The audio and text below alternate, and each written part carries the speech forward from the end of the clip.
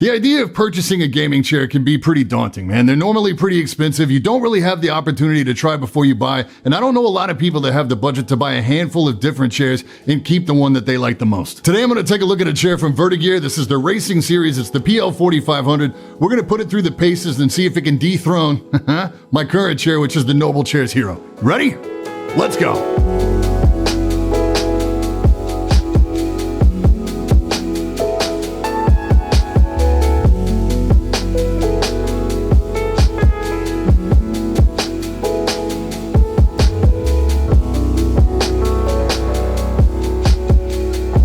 Yo, I'm Brian P. You're watching BadSeed Tech, and today we're taking a look at the PL4500 gaming chair from Vertagear. This is a racing style gaming chair, and it retails for a hefty $489.99. Yikes. For transparency, Vertagear did send this chair out for review, but as you should know by now, doesn't affect my review in any way. So we're going to start with assembly because that's likely where you'll start as well, and this is one area where Vertagear has really nailed it. Push the wheels into the 5-star base, drop the cylinder in, and screw the tilt mechanism into the lower seat pad. One of the first things that caught my eye here is that all the adjustment handles are already in place on the tilt mechanism. These handles are an area of opportunity on both of the Noblechairs that I own. With a lot of gaming chairs, this part of the assembly process is where things start to become a pain because you have to wrestle this large, sometimes heavy chair back, get everything lined up just the right way, get the screws in, and then sometimes get covers on top of those screws. And there's various parts of that process that can be really difficult to execute with just one person. Vertagear seems to have taken a lot of the difficulty out of this process with their patented slide-in hardware system. There's a couple little slits in the lower edge of the chair back. Just make sure the brackets are at a 90-degree angle from the base, and you just slide the chair back right down onto the brackets. After that, it's just a matter of screwing in these large bolts using the included heavy-duty hex wrench. Obviously, I was filming this assembly process as I went. Nonetheless, the whole thing took me just over like 20 minutes to get everything put together. So if you're doing this,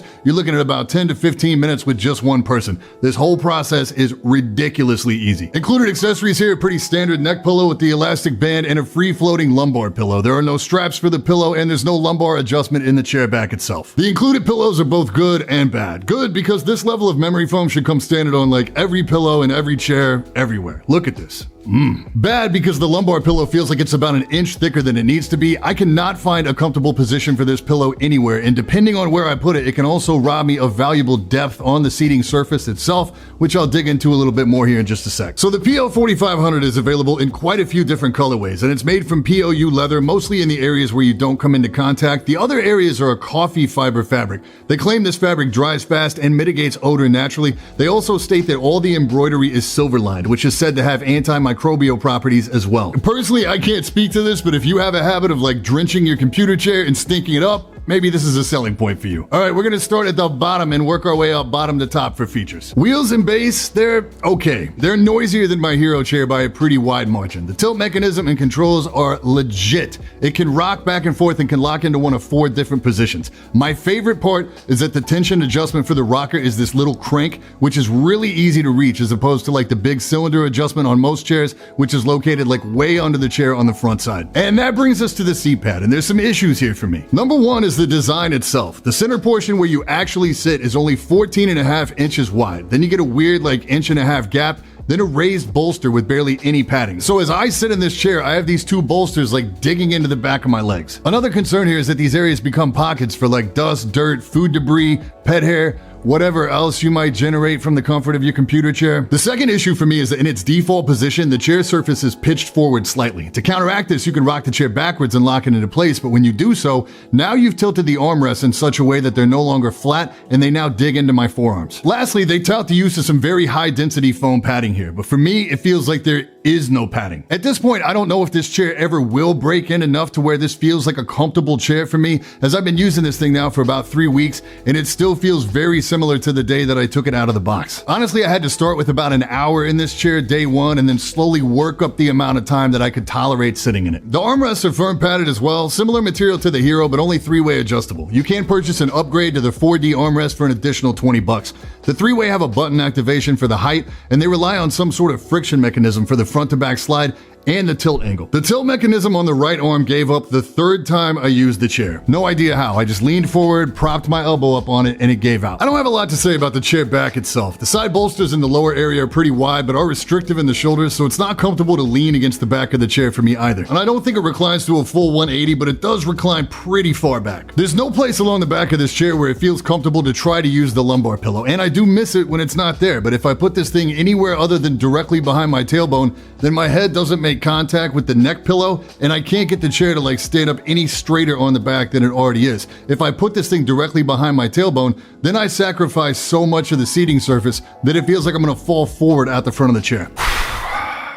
All I can say is in the time that I've had this chair, roughly 3 weeks, I can't find a comfortable seating position in this chair. I'm 6'4", 245 pounds. I made this very clear to Vertagear when they approached me about sending this chair out for review. Nonetheless, every aspect of this chair feels about 2 sizes too small for me. Sadly, I feel like all of this is because of the awkward design choices in the seat pad and the shoulder area in an effort to preserve this racing seat aesthetic. Quality control is also a concern for me too at this price point. Little stuff like funny weld spots, thread pulls, places where the fabric texture is just a little off, ripples in the POU leather, the armrest. I know that they would send a replacement armrest out if I hit them up. This chair carries a 2-year warranty on all the components with the exception of the metal frame, which carries a 10-year warranty.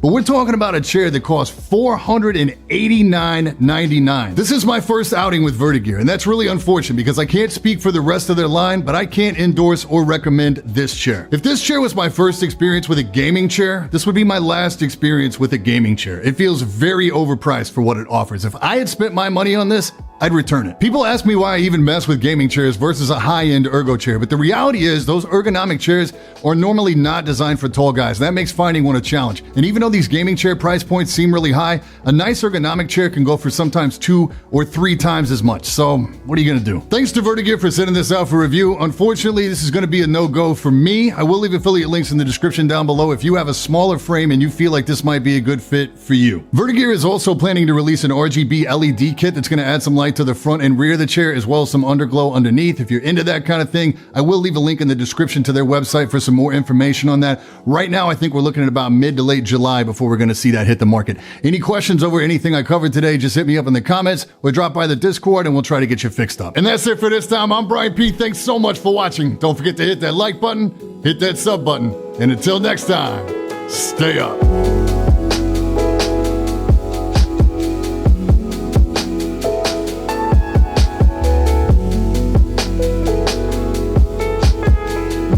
Nice. Hold on one sec. Teja Types has hit me up right now. Love this guy.